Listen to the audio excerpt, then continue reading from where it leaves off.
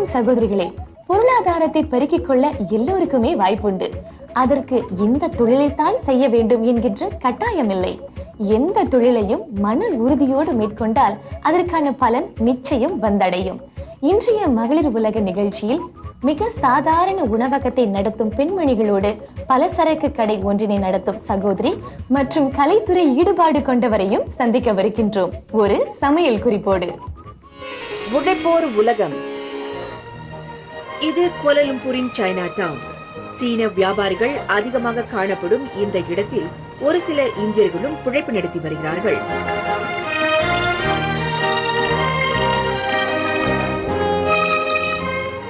அதில் பெரும்பாலானோர் பெண்கள் என்பது குறிப்பிடத்தக்கது. பகல் உணவு கடை ஒன்றை பல ஆண்டுகளாக இங்கே நடத்தி வருகிறார் திருமதி சாந்தா ராமகிருஷ்ணன்.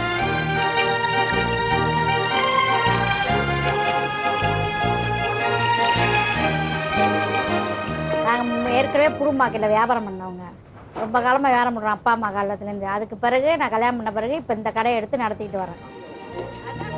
இங்கே இவரின் வியாபாரத்துக்கு தொல்லைகள் ஏதும் கெட்டுவதுண்டா என்று கேட்டபோது,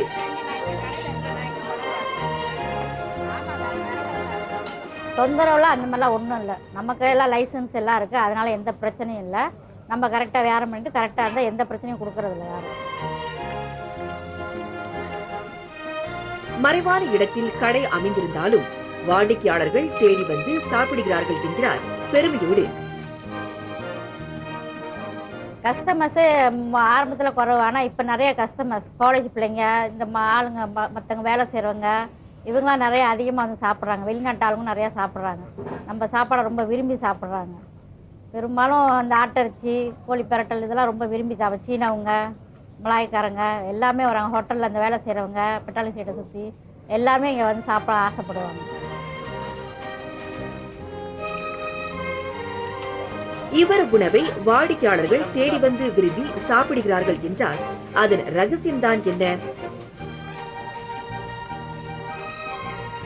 எங்கள் சமையலை பொறுத்தவரை நாங்கள் வீட்டு சமையல் தான் சார் சமைக்கிறோம். அதாவது கடை சாப்பாடு மாதிரிலாம் நாங்கள் சமைக்கிறோம். வீட்டு சமையல் சமைக்கிறதுனால மக்களுங்க அதை விரும்பி சாப்பிட்றாங்க. சரி, நல்லா இருக்குது. விலையும் நாங்கள் வந்து அதிகமாக போடுறோம், மலிவாக தான் போடுறோம். அதாவது கட்டுப்படுற அளவுக்கு அவங்க சாப்பிட்டு அந்த அளவுக்கு நாங்கள் போடுறோம். அவ்வளோ விலையெல்லாம் நாங்கள் போட மாட்டோம். குறைஞ்சபோது ஆட்டு சாப்பாடு 4 விழி தான் போடுவோம், கோழி சாப்பாடு 4 விழி, மீன் சாப்பாடு 3.50 இப்படி.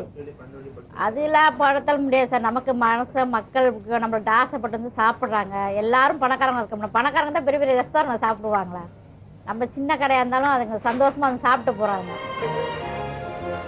இவர் இப்படி உழைப்பது தன் பிள்ளைகளின் எதிர்காலத்துக்காக என்கிறார். எனக்கு 2 குழந்தைங்க சார். ஒரு ஆம்பளை பிள்ளை, ஒரு பொம்பளை பிள்ளை. பெரிய பையனுக்கு 19 வயசு, சின்ன பிள்ளைக்கு 11 வயசு. நம்மளோட ஃபியூச்சர் வந்து நம்ம பிள்ளைங்க தான். அதில் தான் பிள்ளைங்களை பார்க்குற சந்தோஷம் தான் நமக்கு இருக்குது. அதாவது எடுத்தோட யாருமே பணம் காசு இருக்கான்னு கேட்க மாட்டாங்க. ஒருத்தங்க திருமணம் இந்த மாதிரி ஆயிடுச்சுன்னா உங்களுக்கு எத்தனை குழந்தைங்க அப்படின்னு தான் கேட்பாங்க. உண்மையாக இல்லையா? எடுத்தோட என்ன கேட்பாங்க? யாரும் பார்த்தோட எத்தனை குழந்தைங்க, உங்களுக்கு எவ்வளோ சொத்து இருக்குது, எங்கே காசு வச்சுருங்க இப்படின்னு கேட்க மாட்டாங்க. அதனால நம்மளோட வாழ்க்கை வந்து நம்ம குழந்தைங்க தான் முதல். இவர் தத்துவம் பேசுகிறார் என்றால் அது வாழ்க்கையில் இவர் படித்த பாடம் என்றுதான் சொல்ல வேண்டும்.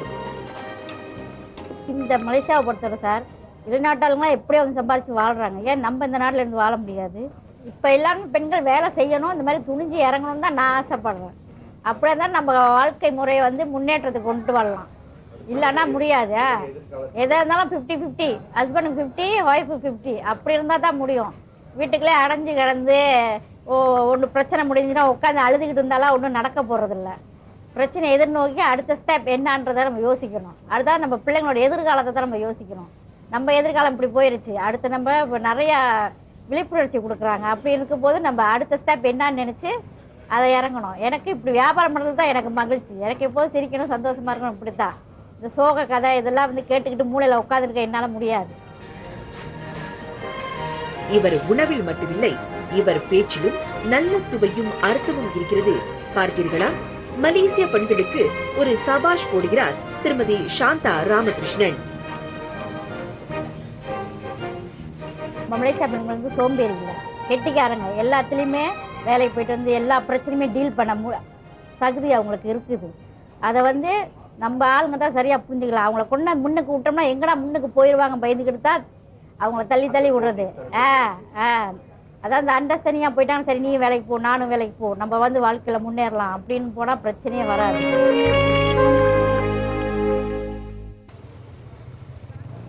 பகலில் அவர் என்றால் மாலை வேளையில் இவரை பார்க்கலாம்.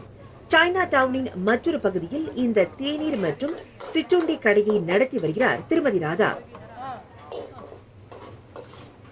85ல் கடை திறந்துடும்.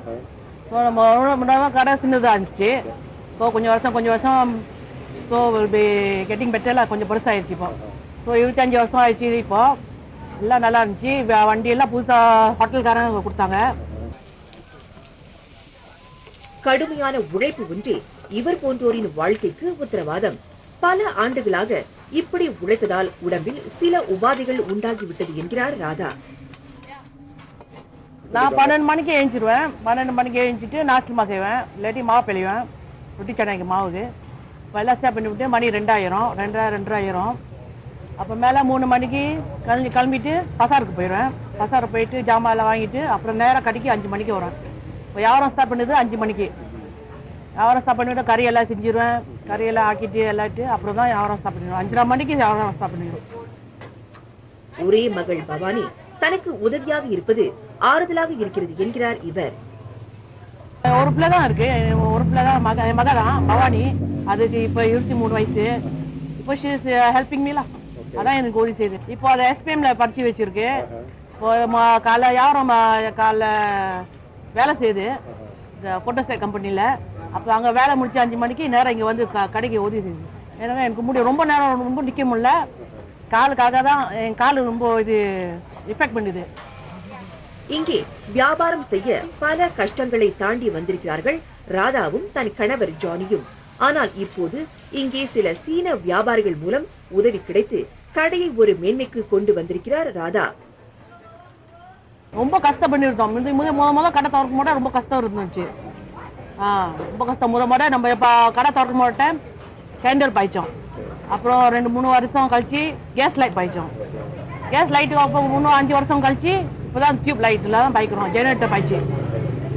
அப்புறம் ஆஃப்டர் இந்த நெக்ஸ்ட் 5 இயர்ஸ் அப்போ தான் அந்த பில்டிங்கார கடை கொடுத்தான், எலக்ட்ரிக் கொடுத்தான், தண்ணி எல்லாம் கொடுத்தான்.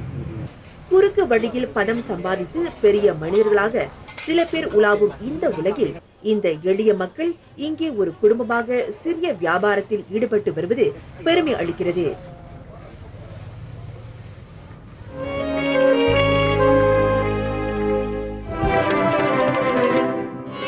வர்த்தக உலகம். இந்த வர்த்தக உலகம் அங்கத்திலும் இரு பெண்களை சந்திக்க போகிறோம்.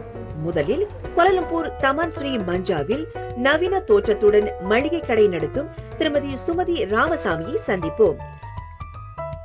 இங்கே கடை இல்லை, எல்லாருமே வந்து கிளாங்கு பிரிக்ஃபீலு இந்த போல் போகிறாங்க, ரொம்ப தூரமாக கேளுக்கு போகிறாங்க. அதனால இங்கே ஒரு கடை திறக்கலான்னு ஒரு ஐடியா இருந்துச்சு. பிள்ளைகள் வளர்ந்து பெரியவர்கள் ஆன பிறகு தங்கள் நேரத்தை எப்படி கழிப்பது என்ற கேள்வி பல மாதர்களுக்கு மனதில் ஏற்படுவது உண்டு. அப்படித்தான் இவருக்கும். இந்த புதிய அனுபவம் தனக்கு உற்சாகத்தை அளிக்கிறது என்கிறார் சுமதி. ரொம்ப ஆக்டிவாக இருக்குது. வீட்டிலேருந்து ரொம்ப போர்டாக இல்லாமல் ரொம்ப ஆக்டிவாக இருக்குது. காலையில் வந்து திறந்து கஸ்டமரை பார்த்து பேசுகிறதுக்கு என்னோட ஐடியா தான். இந்தியன் ஷாப்பாக இருக்கணும், பட் கொஞ்சம் கிளீனாக வெஸ்டர்னைஸாக இருக்கணும்னு கொஞ்சம், அவ்வளோதான். வணிகத்தில் எந்த அனுபவமும் இல்லை என்கிறார் சுமதி. ஆனால் ஒரு வீட்டிற்கு என்னென்ன மளிகை சாமான்கள் தேவைப்படும் என்று ஒரு குடும்ப தலைவி என்ற முறையில் தெரிந்து வைத்ததால் இந்த வியாபாரத்தில் தைரியமாக இறங்கியிருப்பதாக கூறுகிறார் இவர். வேலை செஞ்ச அனுபவமே இல்லை. யங் ஏஜ்லேயே கல்யாணம் பண்ணியாச்சு. 20 வயசில் கல்யாணம் பண்ணதுனால ஹஸ்பண்டை ரொம்ப பெம்பர்டாக வீட்டில் வச்சுருந்தாரு. ஓகே, 30 இயர்ஸ் ஆச்சு. இப்போ தான் எனக்கு சான்ஸ் கிடச்சிச்சு. பொறுமை இருக்குது, நீட்டாக செய்வாங்க. எந்த வேலையும் கொடுத்தா வீட்டையும் பார்த்துக்கணும், கடையும் பார்க்கணும். இல்லை அப்போ வந்து பெண்களுக்கு ரொம்ப பொறுமையும் டேலண்ட் நிறையா இருக்குதுன்னு நான் நினைக்கிறேன். பேக்கப் இருந்துச்சுன்னா ஹஸ்பண்ட் ஃபேமிலிக்குள்ளே கண்டிப்பாக எல்லா லேடிஸும் பெண்கள் முன்னுக்கு வரலாம். இவர் சுமதியின் மகன் சஞ்சீவ். தாயாருக்கு உதவியாக தன் வங்கி அதிகாரி வேலையை விட்டுவிட்டு வியாபாரத் துறையில் இறங்கி இருக்கிறார் இவர். தான் எடுத்த முடிவு சிறந்த முடிவு என்கிறார் சஞ்சீவ். பேங்கிங் லைனில் வந்துட்டு நான் வந்து 2002லேருந்து 2008 வரைக்கும் பேங்கிங் லைனில் இருந்தேன். அண்ட் தென் 2009லேருந்து also I was in banking line also. அப்புறம் டுவர்ட்ஸ் வருஷ கடைசியில் வந்துட்டு நாங்கள் குடும்பத்தோடு சேர்ந்து மாதிரி டிசைட் பண்ணாங்க இந்தமாரி பிஸ்னஸ் ஸ்டார்ட் பண்ணோன்ட்டு. அண்ட் நாங்களும் ஒத்துழைச்சோம். அண்ட் அவங்களுக்குன்னு ஒரு துணை தேவை, பிகாஸ் துணை தேவை. அண்ட் இந்த பிஸ்னஸ் எப்படியாச்சும் நடத்தணும், ஃபேமிலியோட எப்படியாச்சும் இது ஒர்க் அவுட் பண்ணணும்னு சொல்லி தான் ஐ டுக் மேக்ஸிமம் ரிஸ்க் எடுத்துகிட்டு அவங்க கூட இருந்துட்டு அண்ட் ஒத்துழைச்சிக்கிட்டு இருக்கேன். வியாபாரத்துறையில் உழைப்புக்கு ஏற்ற ஆதாயம் நிச்சயம் கிடைக்கும் என்ற நம்பிக்கையோடு இருவரும் இருக்கிறார்கள். இந்த தாய் மகன் கூட்டு முயற்சி வெற்றி பெற நாமும் வாழ்த்துவோம்.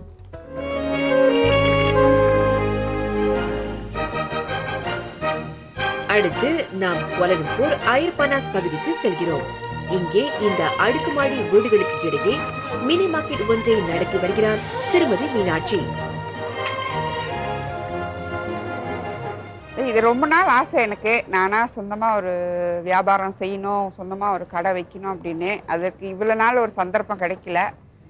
ஸோ ஒரு சந்தர்ப்பம் வந்ததுன்னு போது அதையும் நல்ல விதமாக பயன்படுத்திக்கணும் அப்படின்னு இவ்வளோ தொலைவுக்கு முயற்சி பண்ணி செஞ்சுருக்கேன். இல்லை ஒரு வேலை ஆட்கள் வச்சுருக்கேன். அடுத்தது எங்கள் பிரதரில் உதவி செய்வார். ஸ்கூல் லீவ்னா பிள்ளைங்க வருவாங்க, ஆஃப்டர்நூன் ஹஸ்பண்ட் வருவாங்க. ஸோ அதனால எனக்கு பிரச்சனை இல்லை. இந்த அடுக்குமாடி